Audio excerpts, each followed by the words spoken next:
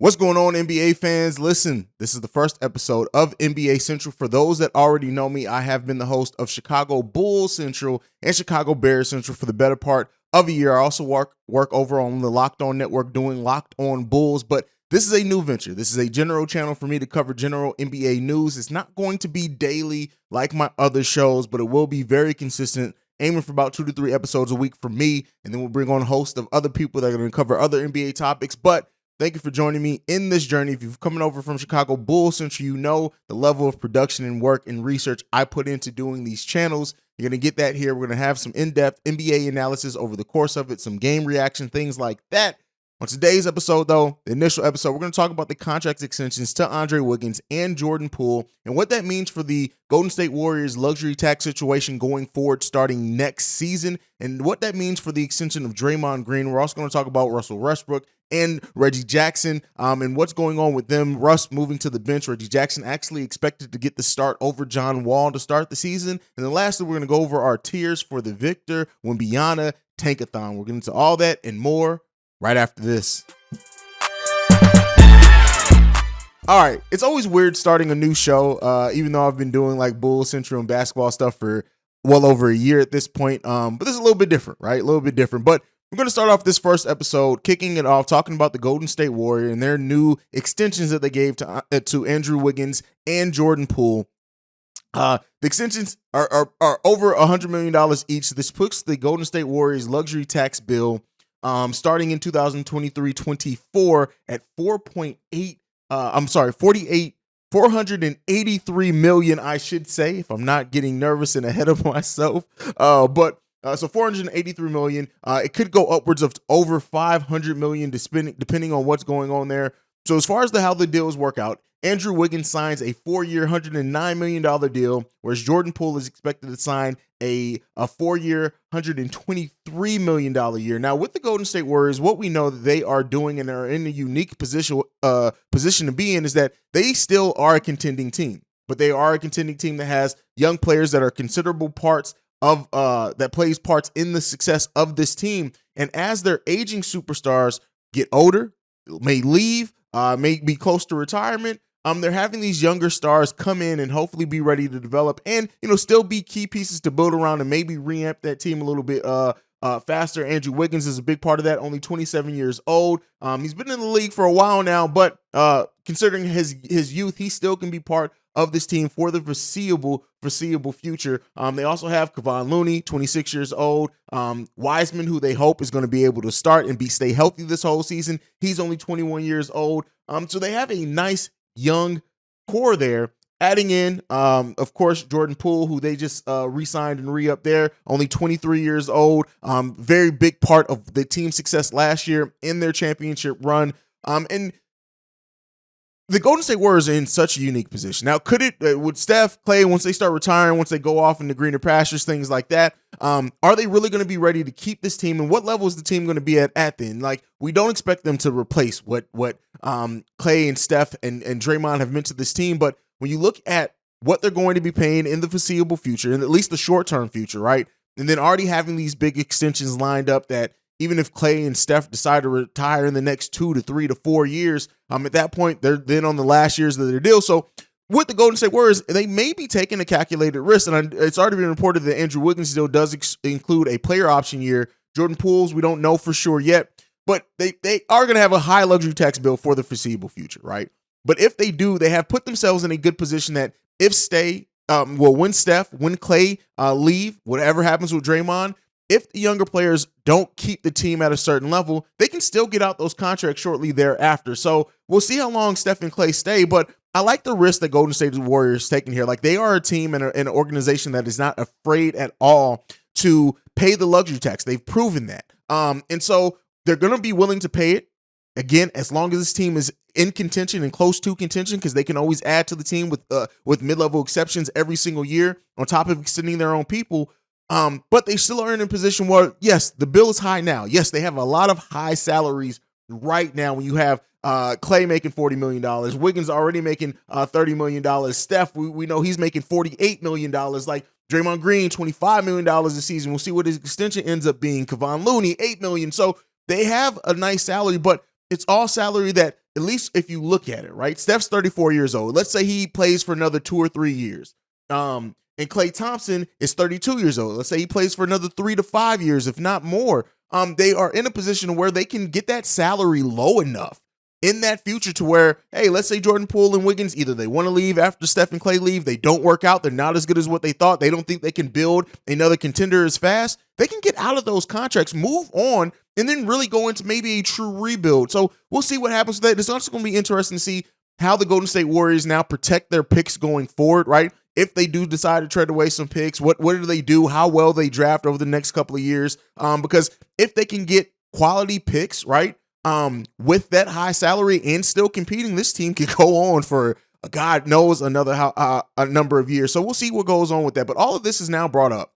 What does this future mean for Draymond Green with the extensions that they've already given, with the punch heard around the world or seen around the world with Draymond on Jordan Poole? We already know Draymond doesn't necessarily handle contract situations the best when you look at like Kevin Durant, things like that. Draymond is a player that, yes, this Golden State Warriors teams need. Outside of his output dipping the last few years, he plays a big part in their success. Now, I would go on to say that he didn't have the best finals, right? But with that being said, he still is a key of what this team does and is going to do in the regular season. That's probably why you didn't see a suspension with that. Draymond only playing in 44 games last season. The season before that, 63. So, and again, shortened seasons of the 63 season year. But with that being said, like, is the writing on the wall for Draymond in his future with the Golden State Warriors? That's one of the biggest questions here now. And the way that I look at it is, depending on what Draymond is not going to get, I don't think, right? I could be completely off kilter with this. 32 years old, production dipping. His efficiency is still pretty good at having a PER of 14.30. But he doesn't have a high usage. As you start looking to use the other players around, what is the contract talks going to look like? I would say this: if Draymond is realizing just the reality of the situation, yes, he's still a key part of this team, but as the future continues to go, they are going to be prioritizing younger players. If Draymond isn't trying to get a huge contract, I still have the Golden State Warriors as the most likely situation for Draymond Green in free agency. That's just how I see it. When you look at just how they kept that team together, what he's mean to that franchise, yes, there's been some ups and downs. There's been some character issues, things with that, but they love Draymond. And, even hearing the players, he's already apologized. But, once things go, ring night, once they start getting in the trenches, those relationships should and could be mended.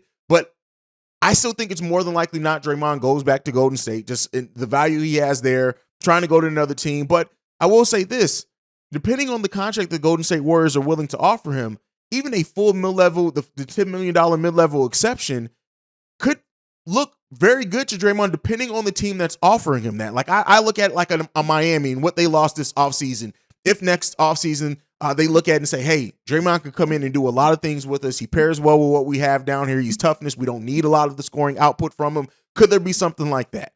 And I don't necessarily see Draymond going to a younger team that's on the precipice of contending and doing like the DeMar DeRozan thing where he goes to be the vet of a team that's not quite getting in contendership, but is fighting for a playoff spot. I think regardless, Draymond's going to try to go to a contender. And if he wants to go to a contender, it's really looking like mid-level exception type money for Draymond Green, in my opinion, right? I could be way off with that, but that's how I'm kind of looking at this Draymond situation going. And with that, I still think he ends up staying with the Golden State Warriors. They can offer him more money than anybody. Even if they do give him mid-level exception type money, he gets more of an increase and a raise starting there. So that's what I think. You guys can let me know down below. What do you think? Do you think I'm off on that? Do you think I'm right on? But let's move into the next topic for today, and that is the situation is kind of how we're going with some of the starting lineups. Russell Westbrook has been moved to the bench, a move that we all, if you've been watching, we've expected. We hope that it was going to happen. I think it's better for the team. I even think it's better for Russ if Russell Westbrook embraces this off the bench role for the Los Angeles Lakers. It's going to be a better situation for him. I feel. Do they still look to move him at the trade deadline? Abso-freaking-lutely. I don't think any of that changes that. I think the writing's kind of on the wall for that they're going to shop him. Now, will they get a deal is the biggest question there. But staggering him with LeBron, allowing him to do more of the ball handling in that situation, it's much like I think I say the same thing about Donovan Mitchell, not necessarily coming off the bench with the Cavs, but I look at the Cavs, right? If Donovan Mitchell embraces a role with the Cleveland Cavaliers of just being, hey, I'm going to pick my spots. I may not get as many shots and my usage rates may not be as high, But if I pick my spots and allow myself to play off these younger players and fit in a little bit more, I think the sky's the limit. He hasn't had the most efficient offseason or preseason, but he's put up the numbers. Again, I'm getting sidetracked with the Donovan Mitchell thing, but that's my thoughts if you're worried about Donovan Mitchell. But I think if Russ embraces this role, it pays off better for him. It pays off better for the team. And yeah, he may still get moved. Being moved may be the best situation for him. But I think just showing that, because this may be the future for Russell Westbrook anyway, is a role coming off the bench, being more of a ball handler, scorer, facilitator, just being the focus of that second unit. I still don't have the biggest high hopes for the Los Angeles Lakers overall. You guys will find out over the course of this if you're not coming over from Chicago Bull Central. I'm not the biggest Lakers fan. I respect what LeBron has meant to the game, but I just look at this team as a team that I don't really see high hopes for. But with that being said, him embracing that role could pay off big for him. And I think that's the right role. And Devin Hammond said that he understood. I think that word choice is specifically that he totally understood, not necessarily saying he embraces. So we'll see how well he takes to that bench role. We know how Russ sees himself. But at the end of the day, I think a similar thing that happened to Carmelo is that he had to go away and realize, hey, let me just be this guy who comes in and does my job. So let's see what happens with Russ there. You guys can let me know down below on that one. But another one that I was not expecting at all, Reggie Jackson is expected to start over John Wall. Now, John Wall, who we know was out of basketball for over a year because of non-basketball reasons. But him coming in, I kind of expected John Wall to get the bench. But much like with the Russ situation, I do think that John Wall, when you look at that starting lineup, if everybody's healthy for the Los Angeles Clippers, that him embracing that role off the bench, being the main guy off the bench could bode well for him. I still do think he's probably going to end up being the starter before it's all said and done, but he's expected to be, Reggie Jackson is expected to be the starter right now. So let me know, what do you think about Russ? What do you think about John Wall? Both these players coming off the bench. Who do you think has more success coming off the bench for their respective teams as well? All right, let's get ready to finish up the show with the last segment of the day. And this is Victor Wembanyama, the Tank-A-Thon. So there are teams that have kind of set themselves up to be in a good position to get that first pick for Victor Wembanyama. There are teams that I think would consider going into the tank category if their season doesn't get off to a good start. And so we're going to talk about those two different tiers in which each team has done to get themselves there. For this first one is the San Antonio Spurs. When you look at them trading DeJounte Murray for what they got him back for, they're a team that still has some really good talent on their roster. Let's be clear here. It's not like the San Antonio Spurs completely made themselves destitute as far as young talent, and I even like what they did in the draft as well. So I think this is going to be a team that has some nice talent. They have Malachi Branham, who I was very high on in the draft and in my draft coverage down there. They have a lot of good players. Devin Vassell, who I'm very high on Devin Vassell as well. They brought in Doug McDermott, things like that. So this is a team. Jeremy Sohan, who I was high on in the draft.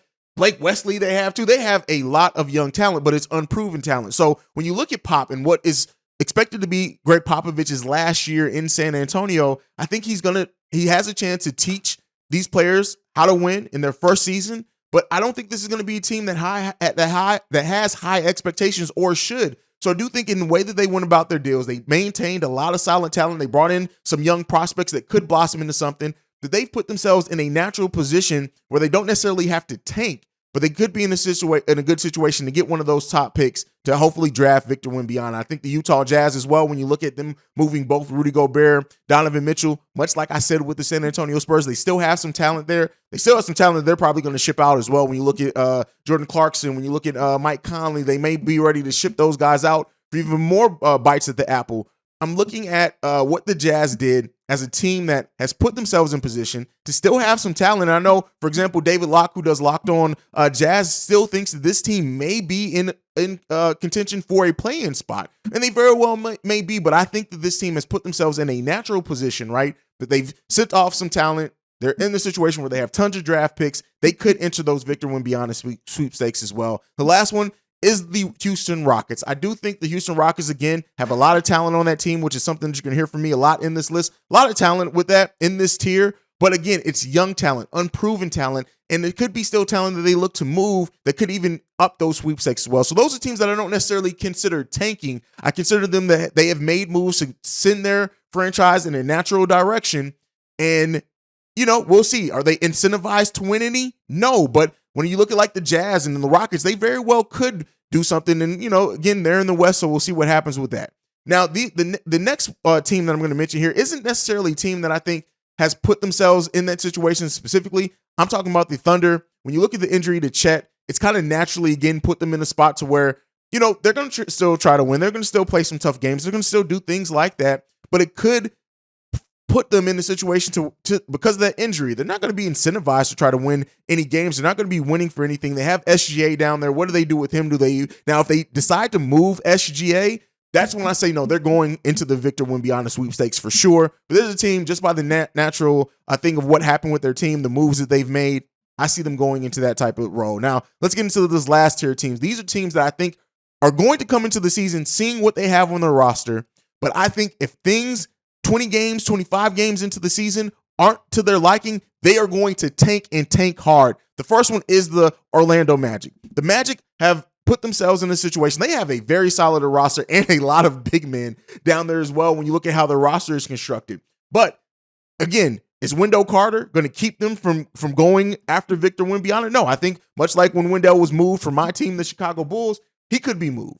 Mo Bamba, who re-signed with them, another player that could be moved. But when you look at Paolo Banchero, who is definitely part of their rotation, a 6'10", 19-year-old power forward, if they come into the season and this team isn't competing, if, like I said, 25, 30 games into the season, they just have a record, they've gotten like 6 wins, I think at that point they go full tank.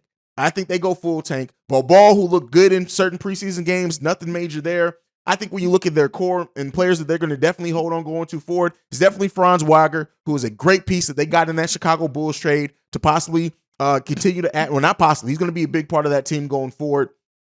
And then you look at what they have in Paolo Banchero, who at least scoring-wise is going to be a very good scorer in this league. Pairing that core alone up with Victor Wembanyama can shoot them into the stratosphere, much less if some of their young guards really continue to develop in like a Cole Anthony, RJ Hampton, things like that as they continue to develop.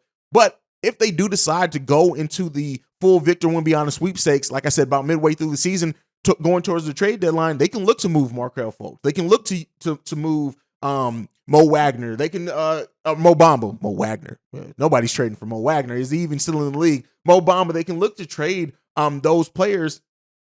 Even like I said, a Wendell Carter Jr., who, while having one of the best seasons of his career with the Orlando Magic, and his advanced analytics look really good, and I can't wait to see him and Paolo out there together. But they could look to move one of the young big men to even get more. They already have the Chicago Bulls draft pick coming up this season, which hopefully, because it's my team, isn't the best pick in the world, but they could look to move some of these young players at the trade deadline to go full into the tank if they need to, if they consider themselves, not quite being where they are. Another one is the Charlotte Hornets. When you look at how they, understandably so, lost Miles Bridges, and they drafted Mark Williams. They have LaMelo down there. But this could be a team that if the season, they've already projected to kind of be lower end in that Eastern Conference. If by the trade deadline, and I'm not necessarily saying all these teams are going to make big trades to send themselves into tanking, but they are going to be incentivized. Hey, if we look like we're outside of the play-in, let's go ahead and just tank. We have then a chance to add a possible generational talent in Victor Wembanyama, and then that would send that franchise into the stratosphere when you look at being able to pair LaMelo Ball with Victor Wembanyama. I know a lot of Charlotte fans are upset that, or I think it's more Ball family stands that they didn't keep Jello Ball, but at the end of the day, and then some of those fans have questions on, is LaMelo going to stay? He's going to be a Charlotte Hornet for the foreseeable future. They have his bird rights. They can match any deal. He's going to be there. And to be able to pair that with Victor Wembanyama, with the other talent that they have here, they could, at the trade deadline, look to move a PJ Washington or somebody like that to try to bring in or up their chances to up that draft pick. So we'll see what happens with the Charlotte Hornets. Next one is the Indiana Pacers. Much like the Hornets and the Magic that I mentioned before them, they are a team that I think is going to come into the season trying to see where they measure up in the Eastern Conference, but specifically in the Central Division, is full of all hitters in the Central Division. So they may be the odd team out in that Central Division to sit there to look and say, hey, when you look at, you're in a conference with the Bucks, with the Chicago Bulls, and the Cleveland Cavaliers, the Detroit Pistons, another young team that could very well still try to garner a higher pick for Victor Wembanyama, but I'm not putting them on this list. But the Indiana Pacers may very well look at that and then say, do we move a Miles Turner, right? Do we move a Miles Turner? Do we go ahead and move the players that we have? Yes, we have Tyrese Halliburton here, who I think is poised to have a big season in the NBA, but they may look to move Miles. They may look to move Buddy Hield. to go ahead and say, hey, we're going full tank. If we compare Halliburton with Victor Wembanyama for a long term, then we're in a much better position, even having to give up Miles Turner and Buddy Hield. So let me know what you guys think on that one down below. The last team that I'm putting on this, and before we end the show, is the Sacramento Kings. And the Kings are going to king. In a season like that, I like, first of all, it's hard for me to even pick the Sacramento Kings to tank, because that would have to mean that they are doing something purposeful, that they are trying to do that, and then they are successful at it. The Sacramento Kings are a franchise that could tank and somehow do it wrong and end up with like a out of the lottery pick, and end up making the play-in or something like that. That's just how the Kings work. They could sit everybody and then all of a sudden people start winning. It's always hard to bet on the Kings to do anything competently, but this is a team that does have a lot of young talent. They just brought in Domantas Sabonis last season. We know what De'Aaron Fox can mean for this team and how he can work out. I like Kevin Huerter, the acquisition of Kevin Huerter and what he could mean next to De'Aaron Fox. I like this roster overall. Davion Mitchell, but this is very much a team that could not succeed, could king. The Kings are going to king, and then end up saying about midway through the season, say, hey, listen, we're not making the play-in, bro. Let's go ahead and get this draft pick as much as we can. Now, one of the things that deters from this is we know the odds are all even.